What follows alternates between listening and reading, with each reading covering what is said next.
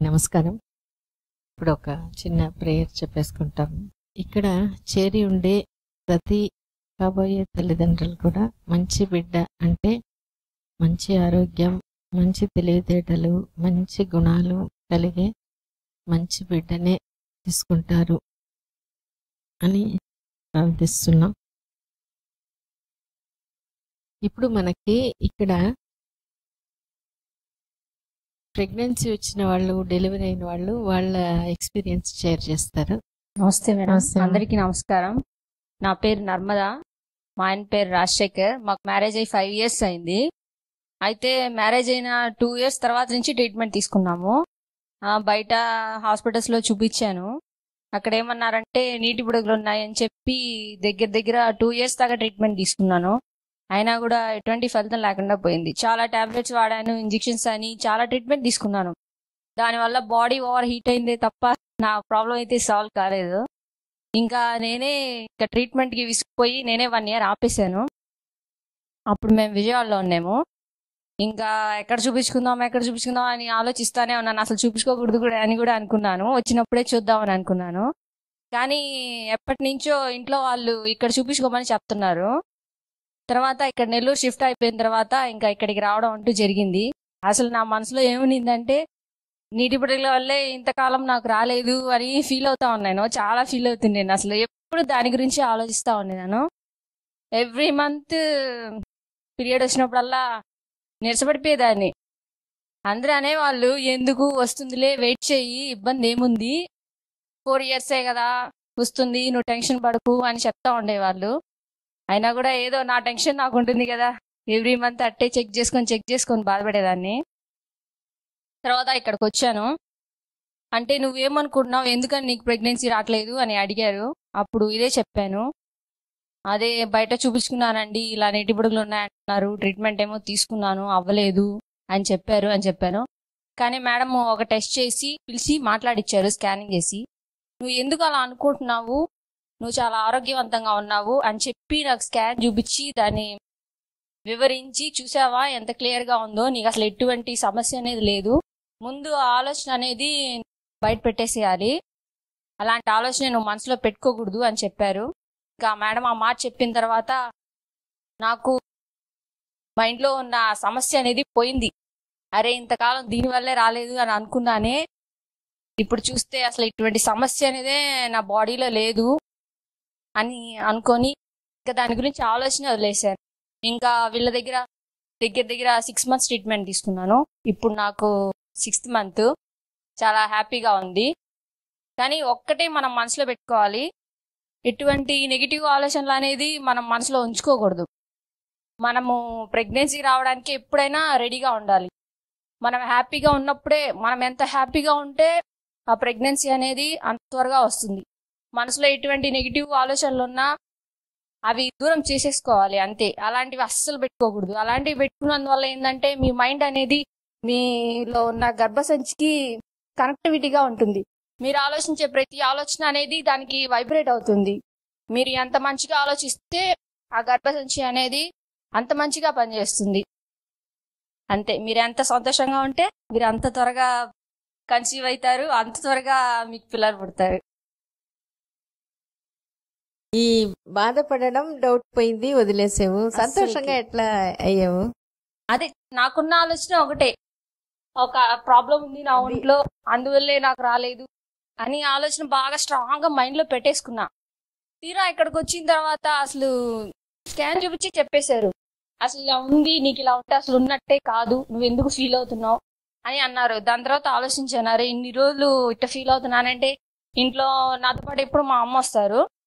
అదే మేడం అంతా నీకు ఎక్స్ప్లెయిన్ చేసి చెప్తున్నారు, నీకు తెలుస్తుంది కదా, చదువుకున్నావు, నీకు మేడం ఏం చెప్పినా అర్థమవుతుంది, నువ్వు ఏదైనా మంచిగా అర్థం చేసుకోగలవు అని చెప్తా వాళ్ళు ప్రోత్సహించారు. నీ ఒంట్లో అసలు సమస్య లేదంటుంది మేడము, నువ్వు ఎందుకు అంత ఫీల్ అవుతున్నావు అని అన్నారు. తర్వాత మా హస్బెండ్ కూడా అవును అసలు నీకు ప్రాబ్లమే లేదంటారు కదా, ఎందుకు నువ్వు అదంతా ఇంకా మనసులో పెట్టుకున్నావు అని అనేసరికి ఇంకా కొంచెం ఇంకా ఆలోచన పోయింది. అసలు లేదు, సరే అని ఇంకా రిలాక్స్ అయిపోయా. మీరు ఏం చెప్తే అది చేయాలని డిసైడ్ అయిపోయా. డైట్ అనేది పర్టికులర్ గా అసలు ఎట్టా చెప్పారో అలా ఫాలో అయిపోవాలి. డైట్ ఫాలో అవడం పెద్ద కష్టమేం కాదు. మామూలుగా మీకు మనసులో బిడ్డ కావాలని ఉంది అని అంటే డైట్ ఖచ్చితంగా మీరే ఫాలో అవుతారు. ఎటువంటి ఇబ్బంది ఇంకొకరు మిమ్మల్ని ప్రెజర్ చేయక్కర్లేదు, ఇంకొకరు మీకు గుర్తు చేయాల్సిన అవసరమూ లేదు. మీరే ఆటోమేటిక్ గా ఫాలో అయిపోతారు. అది డైట్ అనేది బాగా ఫాలో అవ్వాలి, బ్రీతింగ్ ఎక్సర్సైజ్ అనేది బాగా చేసుకోవాలి, యోగ నిద్ర మీకు చాలా హెల్ప్ అవుతుంది. మీరు రిలాక్స్ గా పడుకుంటున్నారు, ఇప్పుడు మీకు పడుకునే టైం ఉంది, పడుకోండి. ఒక 5 minutes యోగ నిద్ర పెట్టుకోండి, ఆడియో పెట్టుకోండి, వినండి. మీరు ఎంత రిలాక్స్ అవుతారంటే అసలు మీకు ఆలోచనే ఉండదు, అంత రిలాక్స్ అయిపోతారు. యోగ నిద్ర అనేది కూడా మీకు చాలా హెల్ప్ చేస్తుంది. సో ఇవన్నీ నువ్వు డైట్ ఇదంతా చేసే ముందు ఏమనుకుని చేసేదానివి? ఇందాక నువ్వు చెప్పావు బిడ్డ కావాలి అని మనం అనుకుంటాము. అప్పుడు మనం ఖచ్చితంగా, ఎందుకంటే కొన్నిసార్లు కొంతమంది వస్తారు, ఈ అమ్మ వాళ్ళు కానీ భర్త వాళ్ళు కానీ చెప్తారు, ఈమె డైటే సరిగా చేయలేకపోతుంది అని చెప్పేసేసి. నీకు ఏ ఫీలింగ్ ఉండింది ఎట్లా? ఎందుకంటే ఇటువంటి డైట్ వచ్చి అలవాటు లేదు కదా మనకి అంతకుముందు. అలవాటు లేదు, కానీ నా ఆలోచన ఒకటే, మనం పాటిద్దాం. మనకు కావాల్సింది ఏంది? మనకి బిడ్డ కావాలి.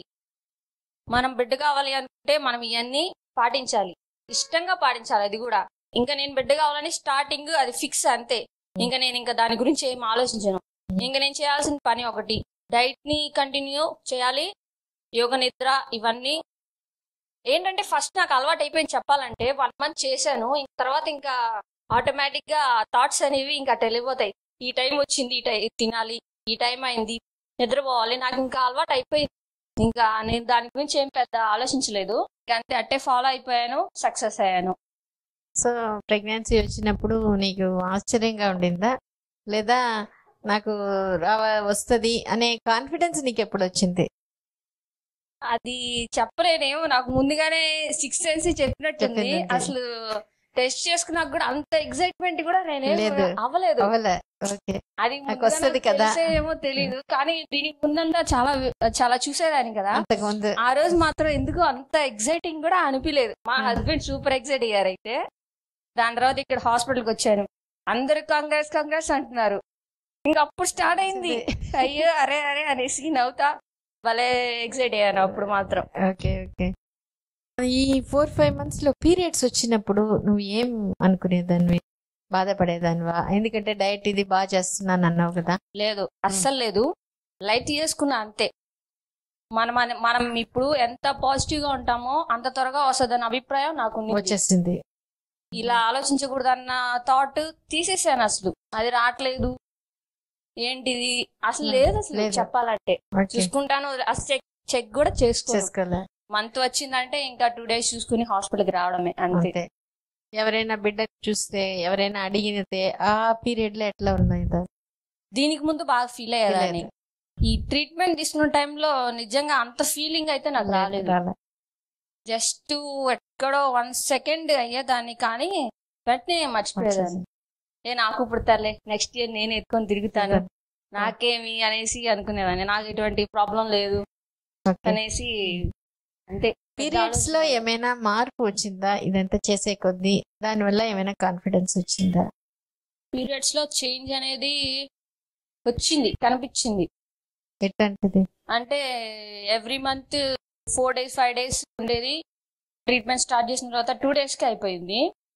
ఇంకా అప్పుడు కొంచెం ఏదో కాన్ఫిడెన్స్ వస్తుంది, ఇబ్బంది ఏం లేదులే, పర్లేదు, భయపడలేదు, ఏదో చేంజెస్ జరుగుతున్నాయి, మనకి ఏదో ఒక మధ్యలో తెచ్చేటట్టే ఉంది అని అనుకొని లైట్ తీసుకునేదాన్ని.